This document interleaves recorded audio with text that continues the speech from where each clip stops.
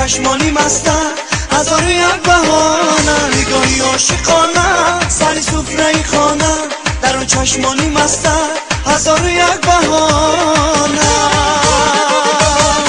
نگاه را بعدم کشته ای ما را، به این دار و مدارا دلم بردی نگاه را بعدم کشته ای ما را، به این دار و مدارا دلم بردی نگاه، به این دار و مدارا دلم بردی نگاه را.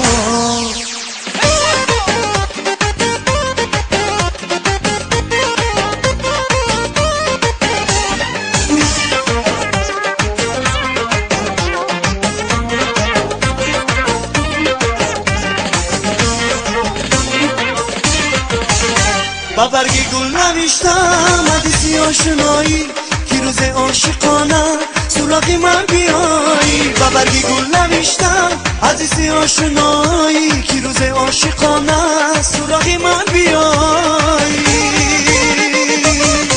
نگاه را بعدم کشته ای ما را، به این دار و مدار دلم بردی نگاه را بعدم کشته ای ما را، به این دار و مدار دلم بردی نگاه، به این دار و مدار دلم بردی نگاه را.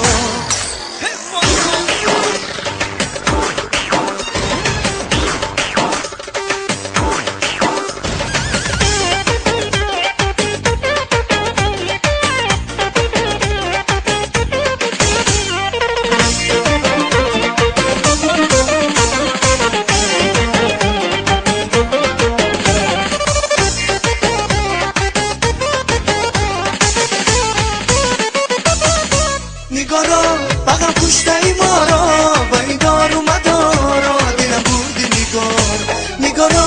بغم کشته ای ما را،